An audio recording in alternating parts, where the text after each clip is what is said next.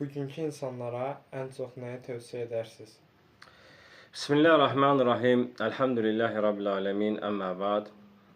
Əziz qardaşlarım, bugünkü insanlara ən çox tövsiyə edəcəyimiz şey, əvvəla öz nəfsimizə, sonra da qardaşlarımıza tövsiyə edəcəyimiz şey şükür, yəni boş vaxta görə, zamana görə, Allahın bizə bəxş elədiyi zaman nemətinə və sağlamlığı nemətinə görə gecə-gündüz şükür eləyib və bu nemətləri dəyərləndirməkdir. Əgər bugün səhər yeməyini yeyə bilirsənsə, dünyada bunu arzulayan 800 milyondan yuxarı insan var. Kranta açanda təmiz su axırsa, təmiz suya həsrət 2 milyarddan yuxarı insan var dünyada. Axşam isti yerində əminamanlıqla yatağında yatırsansa, bundan məhrum, soyuq və qorxu içərisində gecələyən, sabahı üçün canı, malı, namusu sual altında olan milyarddan yuxarı insan var. Atan, anan yanındadırsa, onları itirən milyonlardan yuxarı insanlar var. Bugün səhər gözlərini açdınsa, yeni günə başlamayan və yaxud yeni günə bəla və müsibətlərlə, xəstəliklərlə qədəm qoyan nə qədər insan var. Ona görə səhər gözlərini açanda dünəninin gözəl keçdiyinə görə, xətasız, bəlasız, xəstəliksiz keçdiyinə görə Allaha şükür elə. Əgər bugün məni eşidə bilirsənsə, görə bilirsənsə, bu nemətlərdən məhrum olan nə qədər insan var. Ən böyük şükür olması nemət isə, əziz qardaşlar, insanın Allaha bəxş elədiyi zaman və sağlamlıq nemətidir. Sən ciddiyə almadan içində döyülən ürək var ha. O Allahın sənə bəxş etdiyi ən böyük xəzinədir.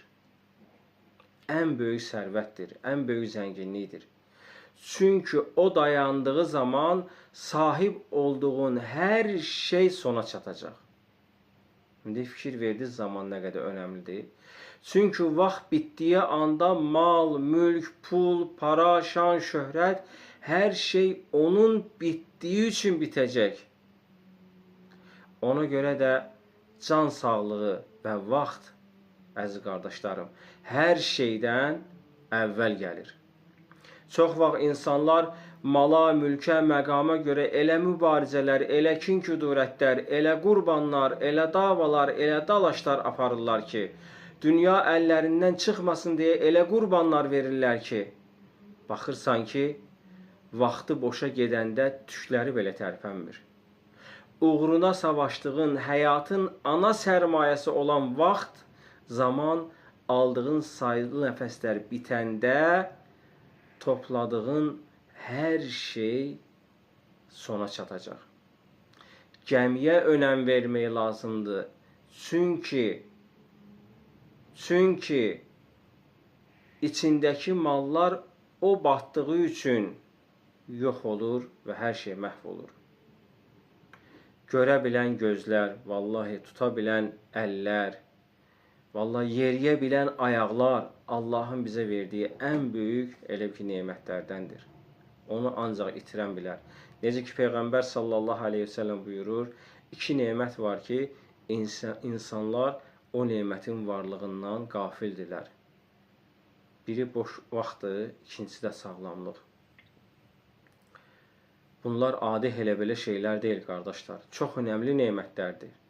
Sadəcə alışdığımız və davamiyyətli bu nemətlərin içərisində olduğumuz üçün bunlar bizə adi gəlir. Və bizdə nemət körlaşması gedir nemətlərə qarşı. Həmçinin Peyğəmbər sallallahu aleyhi ve sellem buyurur ki, ən böyük yoxsulluq nemətlərin şükrünü eləməməkdir, naşükürlükdir, nemətin fərqində olmamaqdır, özünü nemət əhlindən saymamaqdır. Şükür səndə olub başqalarında olmayanın fərqinə varmaq və bunu dərk eləməkdir.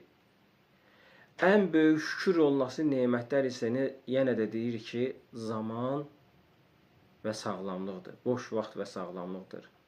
Şükür əldə olanı görməklə, qədrini bilməklə başlayır. Şükürün insana bəxş etdiyi o rahatlığı, huzuru vallahi heç bir pul, para insana verə bilmir. Əgər bir insanda şükür yoxdursa, onun pulu, parası nə qədər də olsa, o insan hər zaman acgöz olacaq. Hər zaman o insanın içərisində nəsə çatışmayacaq. Amma şükür edən insanın qəlbi hər zaman zəngindir. Və həyatda da huzur, rahatlıq axtaranlar çox vaxt huzuru yanlış yerdə axtardıqları üçün də tapa bilmirlər. Allah bizi ona həqiqi şükr edən və Allahın bizə bəxş elədiyi sağlamlıq nemətini, qədrini bilən, o boş vaxtımızı onu razı salacaq ibadətlərlə, əməllərlə, zikirlərlə dolduran qullardan eləsin.